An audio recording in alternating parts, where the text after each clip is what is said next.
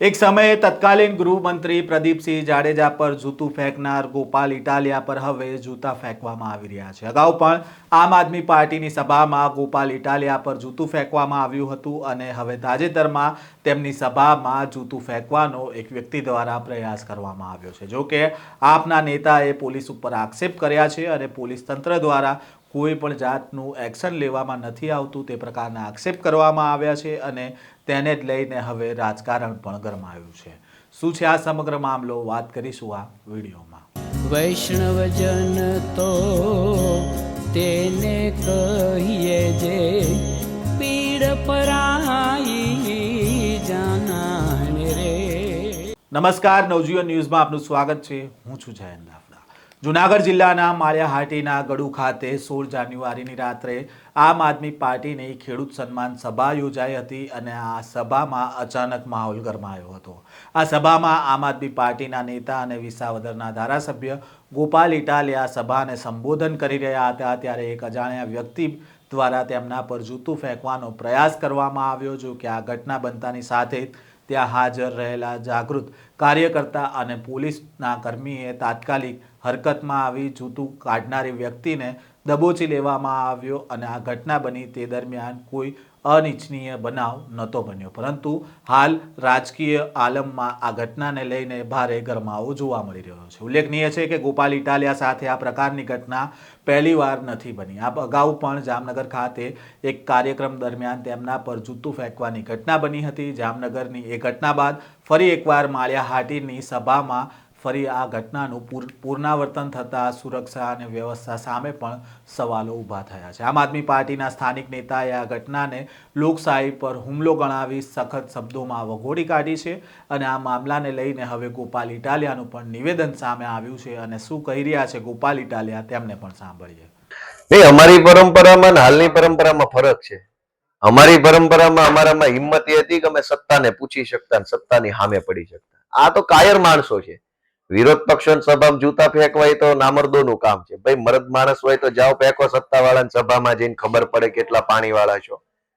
જ્યારથી વિસાવદરના ખેડૂતોએ ગુજરાત આખાની ભાજપ પાર્ટી અને ભાજપની સરકારને ઐતિહાસિક રીતે ભૂંડામાં ભૂંડી રીતે હરાવ્યા છે, ત્યારથી આ ભાજપ વાળા ઉશ્કેરાઈ ગયા છે કે આ ગોપાલ ઇટાલિયા જીતી કેવી રીતે ગયો।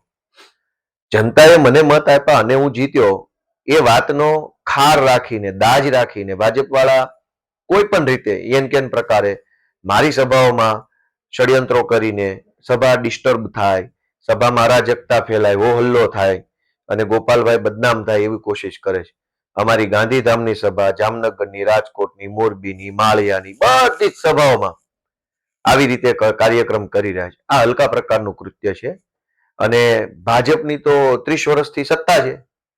30 વર્ષની સત્તા હોવા છતાંય તમારે ગોપાલ ઇટાલિયાની સભામાં આવા ધંધા કરવા પડતા હોય તો 30 વર્ષ તમે શું કામ કર્યું? એટલે મને એવું લાગે છે કે આ સરકાર હવે એની નિષ્ફળતા સ્વીકારી ચૂકી છે, જનતા પણ સમજી ચૂકી છે અને આવનારી ચૂંટણીઓમાં આ બધી વસ્તુનો ફેસલો જનતાની અદાલતમાં થશે। ફરિયાદ શું કામ નથી? એમાં શું ફરિયાદ કરવાની? અને અગાઉ અમે જ્યાં જ્યાં ફરિયાદ કરી છે ત્યાં વળી ગુજરાતની સરકારે શું તીર મારી દીધું? અગાઉ અનેક ફરિયાદો અમે કરી છે, દારૂની, ડ્રગ્સની, લૂંટફાટની, રોડના ભ્રષ્ટાચારોની, ટેકાના ભાવના ભ્રષ્ટાચાર, ફરિયાદ કરવામાં બાકી શું રાખ્યું છે? એ બધી જ ફરિયાદોમાં ગુજરાતની સરકારના સિંઘમોએ શું વળી જેલોમાં પૂરી દીધા ગુંડાઓને, ક્રાંતિ કરી લીધી। મોટા મોટા ક્રાઇમમાં કઈ કરતા નથી તો હવે આવી નાની એવી ઘટનામાં અમે ફરિયાદ કરીને શું આશા રાખવાની? બીજું ખાસ કરીને એવું કહેવાય છે કે જે આમ આદમી પાર્ટી છે ભાજપની બી ટીમ છે, શું કહો છો? કોણ કે છે? લોકોના મગજમાં એવું જ છે કે આ બે ટીમ જ છે। ના, મને તો કોઈ એવું કીધું નથી। તમને કોણે કીધું? બધા લોકો બારે અનેક ચર્ચાઓ। ના ના, તો આ સભામાં આવે છે બધા શું કામ આવે છે? હજારોની સંખ્યામાં લોકો સભામાં આવે છે, સ્વયંભૂ આવે છે।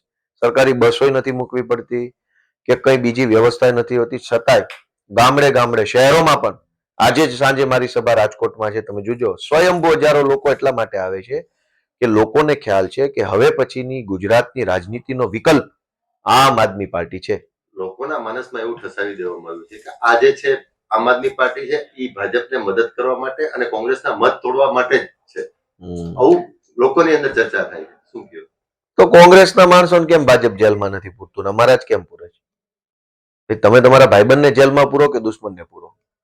એ કોમન સેન્સનો વિષય છે કે તમારી પાસે પાવર હોય તો દુશ્મનને જેલમાં પૂરો કે મિત્રને?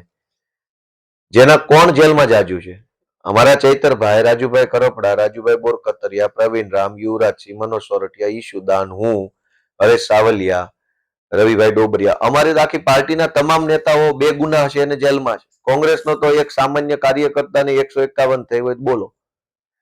સ્પષ્ટ છે કે ભાઈબંધ કોણ છે ભાજપનું અને ભાજપનો વિરોધમાં કોણ છે. ગોપાલ ઇટાલિયાએ જૂતું ફેંકવાનો પ્રયાસ કરનાર વ્યક્તિને કહ્યું છે કે મર્દ માણસ હોવ તો ભાજપની સભામાં જઈને આ પ્રકારનું વર્તન કરી બતાવો તો ખબર પડે કેટલા પાણીમાં છે. આ બનાવ બાબતે ગોપાલ ઇટાલિયાએ ભાજપ પર પ્રહાર કર્યો છે અને કહ્યું છે કે ભાજપવાળા હું ધારાસભ્ય બની ગયો એટલા તેમની સભા બગાડવાના પ્રયાસ કરી રહ્યા છે અને ભાજપની 30 વર્ષથી સત્તા છે છતાં અમારી સભામાં આવા કામ કરવા પડે છે. જો કે આ મામલે પોલીસ ફરિયાદ થઈ છે કે નહીં તે અંગે ગોપાલ ઇટાલિયાને સવાલ કરવામાં આવતા તેમણે કહ્યું કે અગાઉ જ્યાં ફરિયાદ કરી છે ત્યાં સરકારે શું તીર મારી લીધા છે. જે ફરિયાદ કરી છે તેમાં કેટલા ગુંડાઓને જેલમાં પૂરી દીધા તે અંગે પણ તેમણે સવાલ ઉઠાવ્યો હતો અને સાથે જ કહ્યું કે મારી મોટી ફરિયાદોમાં કંઈ નથી થતું તો પછી મારી ફરિયાદમાં તંત્ર શું કરશે તે પ્રકારના સવાલો છે તે ગોપાલ ઇટાલિયા દ્વારા ઉઠાવવામાં આવ્યા છે. આ પ્રકારના સમાચાર અહેવાલ સાથે ફરી મળીશું. નવજીવન ન્યૂઝ સાથે જોડાયેલા રહેજો.